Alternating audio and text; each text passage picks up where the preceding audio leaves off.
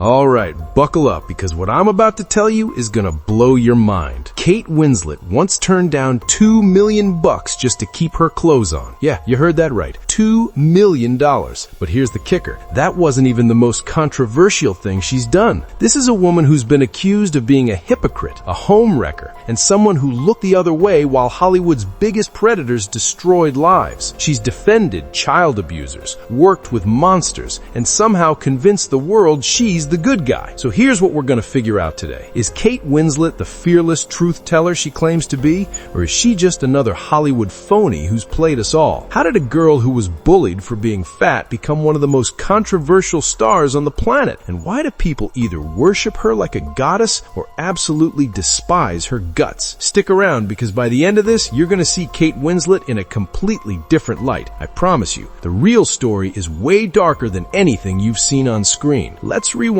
to October 5th, 1975. Reading, England. Not exactly the Hollywood Hills, right? Kate Elizabeth Winslet came into this world in a tiny house with threadbare carpets and parents who were barely scraping by. Her grandparents ran this little theater company that was always one bad season away from shutting down. Her mom and dad were stage actors, which sounds fancy until you realize that in England, that basically meant they were broke, like government assistance broke, hand-me-down clothes broke. The kind of broke where Kate shared a bedroom with her sisters and they had to ration hot water for baths. But here's where it gets interesting. Kate wasn't some naturally gifted, beautiful child star. Nope, she was chubby, really chubby. And kids are brutal, man. They called her Blubber. Yeah, like the whale from that book. Can you imagine? Every single day she'd waddle into school, her words, not mine, and get torn apart by other kids. They'd moo at her in the hallways. They'd throw food at her during lunch. Teachers didn't do anything about it because, it was the 80s and nobody cared about bullying back then. They just told her to toughen up. And school? Forget about it. Kate was dyslexic, which nobody really understood or helped with back then. She was pulling D's and F's in almost everything. Math? Disaster. Science? Couldn't focus. English? Ironically, terrible at it. The only place she felt alive was drama class. That's where the fat kid who couldn't read good became somebody else. She could be a princess, a warrior, a tragic heroine, anything but herself. Her parents saw that spark and somehow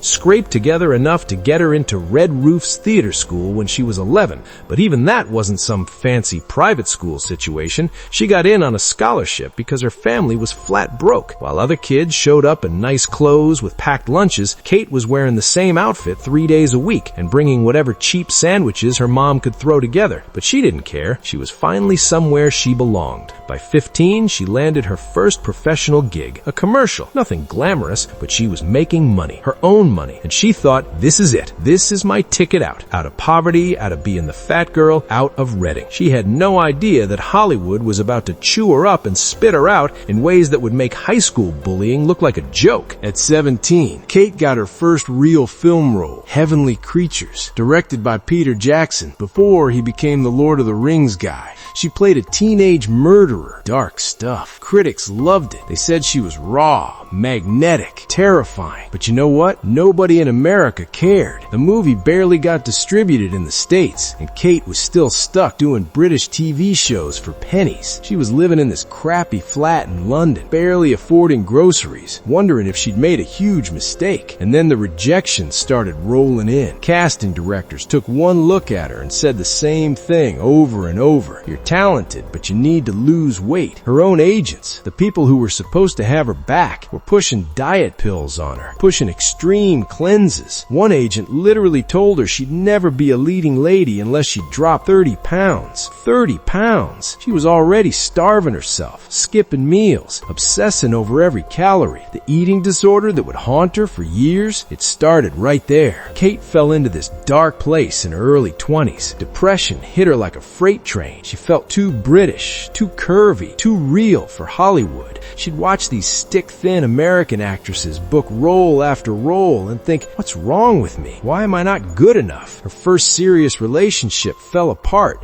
because she was so consumed by career stress and self-hatred that she pushed the guy away. She was isolated, broke, and starting to believe that maybe everyone was right. Maybe she was just the fat kid from Reading who got lucky once. But then, 1997 happened. James Cameron was casting this massive, insane movie about a boat that sinks. Everyone in Hollywood wanted the female lead. I'm talking A-listers, supermodels, everyone. Cameron saw hundreds of actresses, and for some reason, he picked Kate. 21-year-old Kate Winslet, who was told she was too fat for Hollywood, was about to star in the biggest movie ever made. Sounds like a dream come true, right? Wrong. Filming Titanic was a nightmare. James Cameron is known for being a brilliant director, but he's also known for being a total tyrant on set. He screamed at actors. He worked insane hours. He didn't care if people were exhausted or hurt or freezing. And Kate, she almost died multiple times. She got hypothermia from being in that freezing water for hours. She chipped a bone. She got the flu so bad she could barely stand. And Cameron still made her do takes. There's footage of her literally shivering between shots, wrapped in blankets,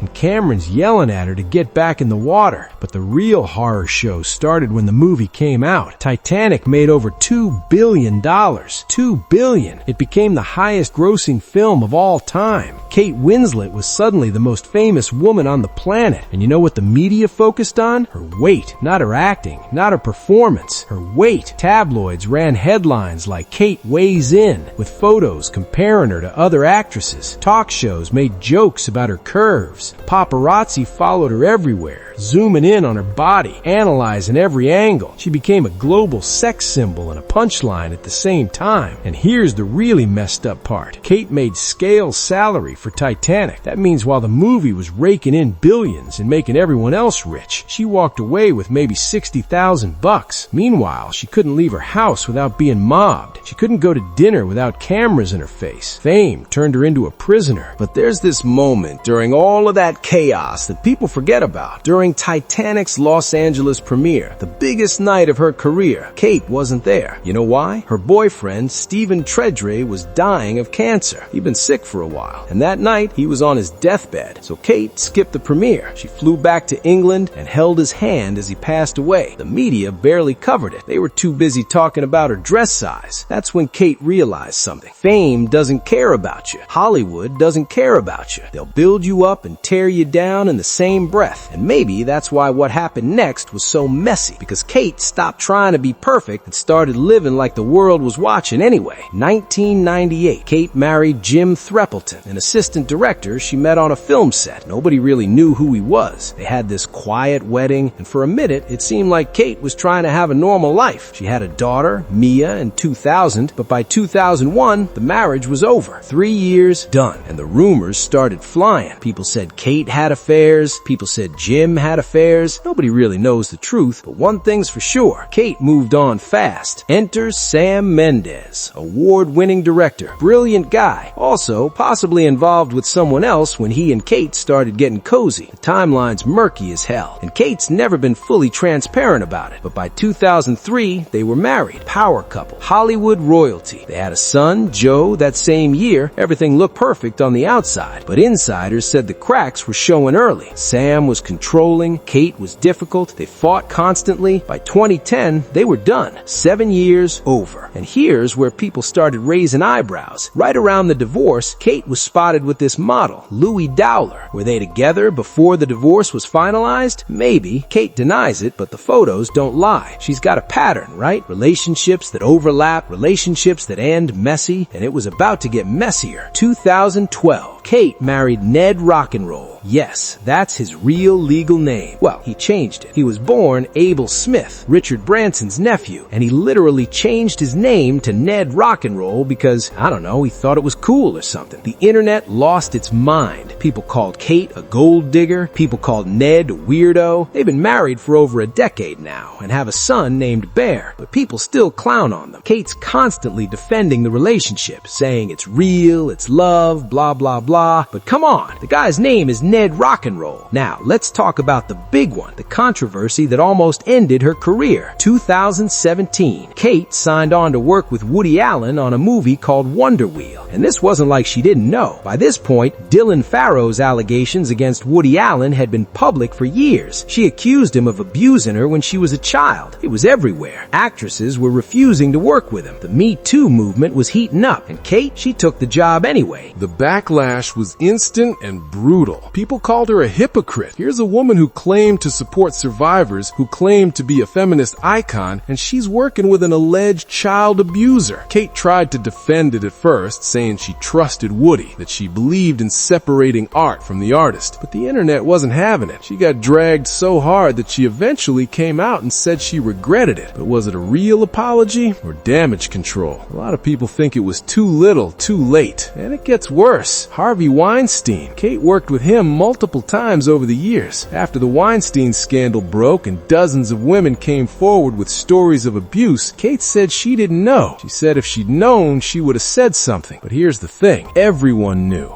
It was an open secret in Hollywood. Actresses whispered about it. Assistants warned each other. And Kate's claiming she had no idea? A lot of people don't buy it. She later admitted she should have been braver, which felt like a cop-out to a lot of critics. But wait, there's more. 2009, Roman Polanski, a director who literally fled the United States after being convicted of raping a 13-year-old girl, got arrested in Switzerland. And Hollywood rallied around him. A bunch of celebrities signed a petition demanding his release, saying he'd suffered enough. And guess who signed it? Kate Winslet. Yeah, she put her name on a petition to free a convicted child rapist. She's never fully recanted that. She's tried to walk it back in interviews, talking about separating art from the artist again, but it's out there. Her name's on that petition. So now we've got Kate, this supposed champion of women and survivors, who worked with Woody Allen, stayed silent about Weinstein, and defended Polanski. You starting to see the pattern here? Because the internet sure did. People started calling her a performative activist, someone who talks the talk but doesn't walk the walk, someone who only speaks up when it's safe and profitable. And then there's the body positivity thing. Kate's been vocal for years about loving her body,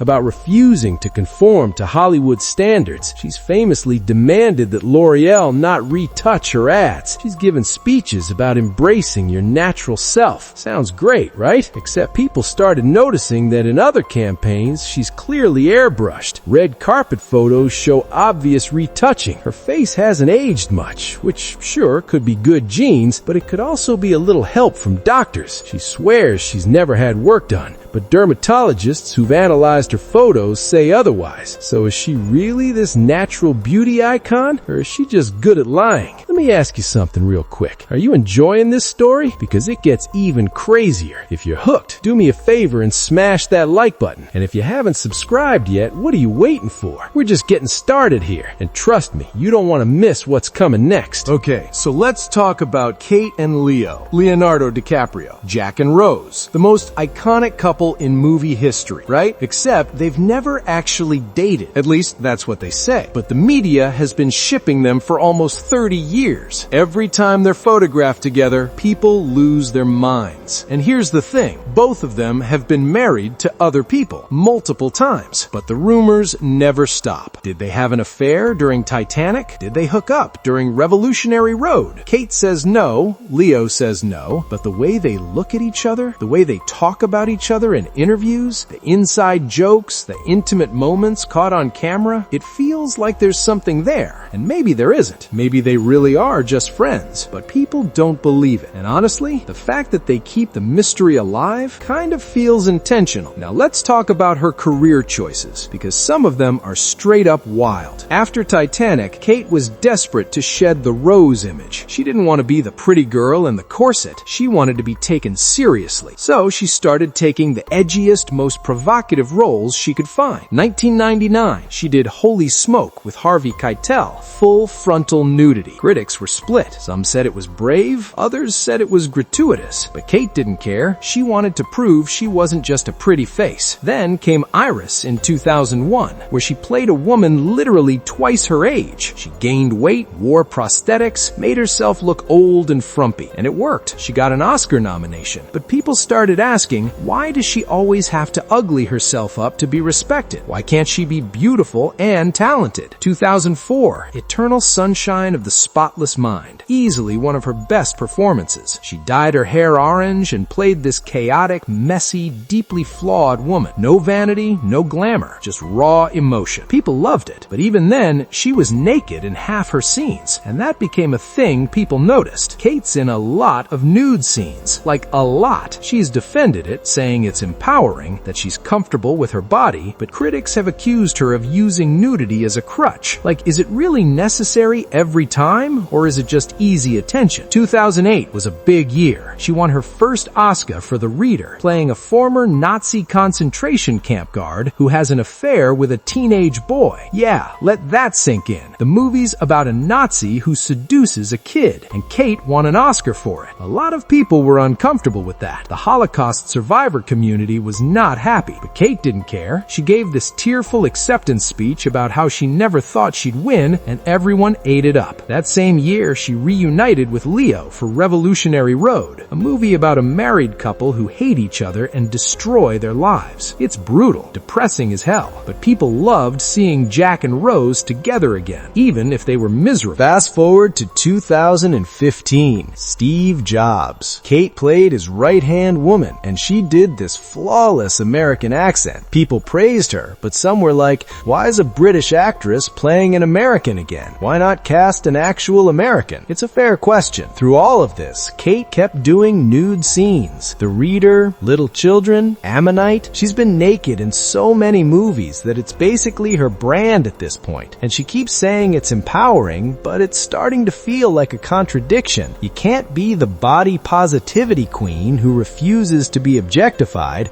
and also take your clothes off in every other movie. Pick a lane, Kate. Which brings us to the LGBTQ+ controversy. 2020, Kate starred in Ammonite, playing a lesbian in a period drama. There are explicit, graphic sex scenes, like really explicit, and the LGBTQ+ community was divided. Some people thought it was beautiful representation. Others were pissed. They said Kate, a straight woman, was taking a role away from an actual queer actress. They accused her of queer baiting, using gay roles for awards and attention without actually being part of the community. The director defended her. Kate defended herself, but the criticism stuck. And this is part of a bigger pattern with Kate. She positions herself as this champion of marginalized people, but she keeps taking opportunities away from them. She played a Holocaust victim. She played a lesbian. She's played working class Americans while being worth tens of millions of dollars. It's like she wants the credit for being brave and authentic without actually giving up any space. Let's talk about awards, because Kate is really good at winning them. Like, suspiciously good. She's known in Hollywood as one of the most aggressive Oscar campaigners out there. She does every interview, every talk show, every screening. She cries at every awards show. And people have started asking, is it genuine emotion or is it manipulation? Because she knows how to work a room. She knows how to make people feel sorry for her. She knows how to play the game. Mare of Easttown in 2021 is a perfect example. She played this dumpy, depressed, small-town cop in Pennsylvania. She did the accent, gained weight, wore no makeup, and everyone loved it. She won every award. But here's the thing. Kate's worth like $25 million.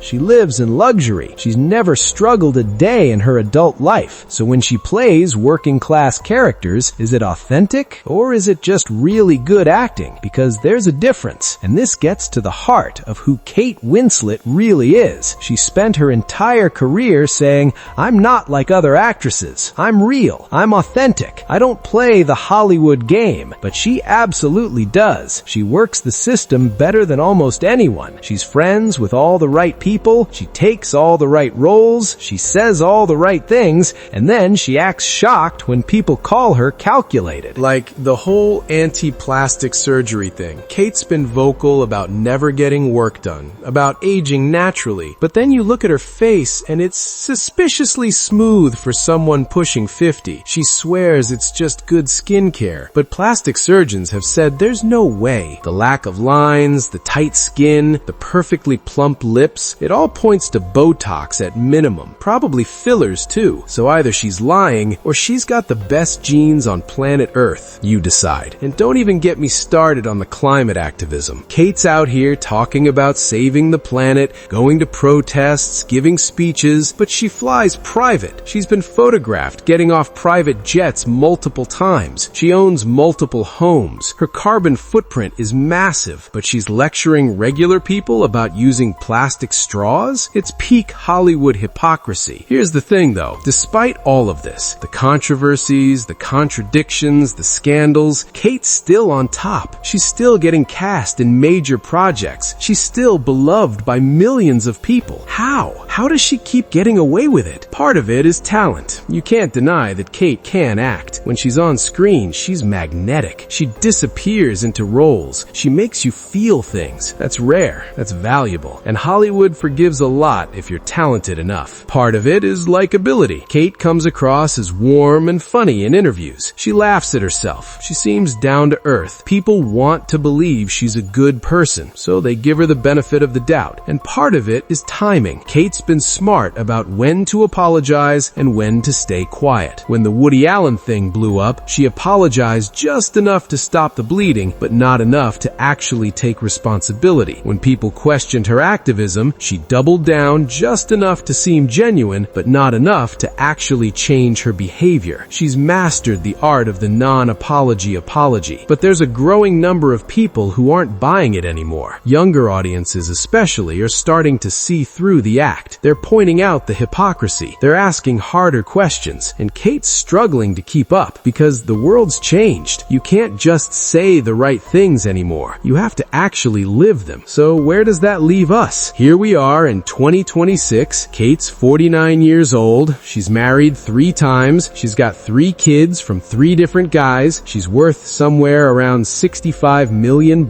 She's got an Oscar, multiple Golden Globes, a shelf full of awards. She's still landing major roles. On paper, she's won. She's got everything she ever wanted. But has she? Because Kate's legacy is complicated. Yeah, she's insanely talented. Yeah, she's given us some of the best performances in modern cinema, but she's also worked with abusers. She's defended predators. She's preached body positivity while conforming to Hollywood's beauty standards. She's claimed to be a feminist while taking roles from marginalized people. She's positioned herself as authentic while carefully crafting every aspect of her public image. So what's the truth? Is Kate Winslet a flawed human being doing her best in a messed up industry? Or is she a savvy operator who's played both sides her entire career? Is she the victim of unfair scrutiny because she's a woman in Hollywood? Or has she genuinely made choices that deserve criticism? I think the answer is both. I think Kate's a complicated person. She's not a saint, but she's not a villain either. She's someone who grew up poor and bullied and desperate to prove herself. And when she finally got her shot, she grabbed it with both hands and refused to let go. She's made mistakes, big ones, but she's also survived in an industry that chews people up and spits them out. That takes something. The real question is, can she evolve? Can she actually become the person she claims to be? Or is it too late? Because right now, she's at a crossroads. She can keep doing what she's doing, taking the big roles, winning the awards, saying the right things while living a completely different life, and maybe that'll work for a while. Or she can actually walk the walk. She can use her platform to lift up other people. She can stop working with problematic directors. She can be honest about her privilege and her contradictions. But here's what I think. I don't think she will, because Kate's been playing this game for 30 years and it's worked. She's rich, she's famous, she's respected. Why would she change now? The people who love her will keep loving her. The people who hate her will keep hating her. And Kate will keep doing exactly what she's always done, surviving. From the chubby chubby kid in Reading who got called Blubber to the queen of Hollywood controversy, Kate Winslet's lived 1,000 lives. She's been the underdog, the sex symbol, the serious actress, the activist, the hypocrite. She's everything and nothing all at once. And maybe that's the point. Maybe she's just a mirror. We see in her what we want to see. If you want a hero, she's a hero. If you want a villain, she's a villain. But one thing's for sure, you can't ignore her. And that's exactly how she wants it. Because at the end of the day, Kate Winslet's greatest performance isn't in any movie. It's convincing the world that she's just like us, that she's real, that she's authentic, when really, she's the best actress of her generation on screen and off. So, love her or hate her, Kate Winslet's not going anywhere. She'll keep making movies, she'll keep winning awards, she'll keep saying the right things and doing the wrong things. And we'll keep watching, because that's what she does. She makes us look, even when we don't want to.